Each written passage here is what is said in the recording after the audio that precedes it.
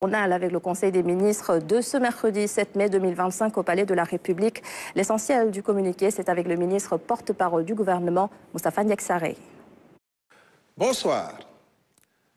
En ouverture, le président de la République, son Excellence M. Bassirou Diomaye Diakhar Faye et l'ensemble du Conseil des ministres adressent leurs condoléances les plus émues au Premier ministre, M. Ousmane Sonko, suite au décès de son aide de camp, le commandant Pape Mignane-Ndong. Le Conseil salue la nomination de M. Boubacar Camara au poste de ministre, secrétaire général du gouvernement, et lui souhaite la bienvenue. Nos félicitations accompagnent également M. Ahmadou Al-Aminou Mohamed Lo, promu ministre auprès du président de la République, chargé du suivi du pilotage de l'agenda Sénégal 2050, avec rang de ministre d'État. Sur le plan religieux, le Daka annuel de Médina Gounass s'est déroulé dans d'excellentes conditions. Le chef de l'État remercie le Khalif Thierno Amadou Tidiane Ba, les fidèles et le gouvernement sous la direction du Premier ministre pour leur mobilisation. Par ailleurs, il salue la tenue à Dakar de la 5e Assemblée générale des évêques d'Afrique de l'Ouest et réitère son soutien à Monseigneur André Gueye, nouvel archevêque de Dakar.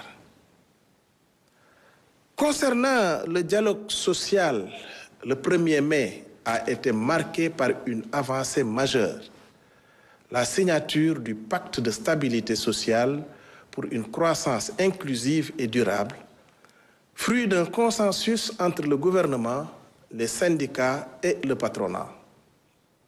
Le président de la République félicite toutes les parties pour ce progrès et insiste sur l'importance de respecter les engagements tout en renforçant les mécanismes de suivi, notamment via le Haut Conseil du dialogue social.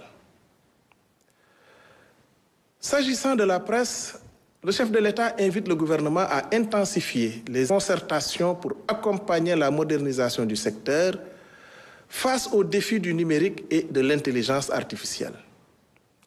Une réflexion sera menée sur le code de la presse et un cadre rénové de financement des médias de service public.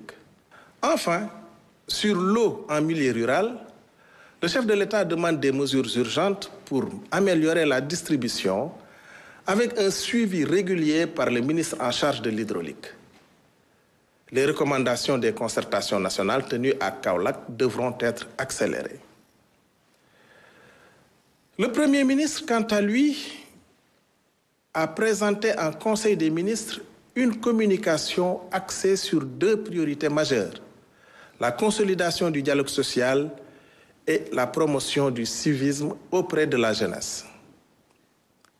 En effet, conformément à la vision du président de la République, un nouveau pacte de stabilité sociale pour une croissance inclusive a été signé le 1er mai 2025 avec les partenaires sociaux.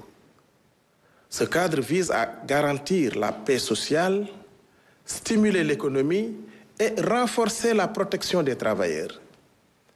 Les ministres concernés devront finaliser d'ici fin mai 2025 les textes organisant la mise en œuvre du pacte de stabilité sociale, accélérer les réformes dans les secteurs clés, notamment dans le domaine de l'éducation, à travers la digitalisation intégrale des actes et procédures administratives avant la fin de l'année 2025, la gestion des carrières, l'accélération du processus de réforme du cadre juridique du secteur de la santé et de l'action sociale, ainsi que la ratification de la Convention de l'Organisation internationale du travail sur la violence et le harcèlement,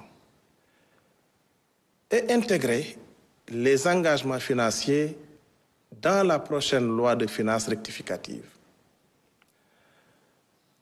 Avec 75% de la population âgée de moins de 35 ans, le Sénégal mise sur l'éducation civique et l'employabilité des jeunes.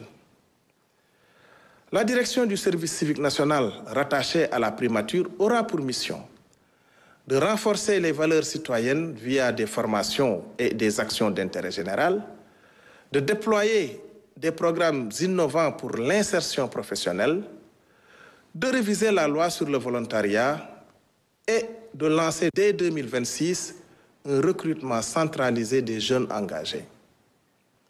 Enfin, le Premier ministre annonce la relance du programme Setal Sunu Réew ak Koom-Koom avec des innovations majeures, à savoir les financements diversifiés, l'économie verte, l'éducation environnementale dans les écoles et un mécanisme de coordination entre l'État, les collectivités territoriales, le secteur privé et la société civile.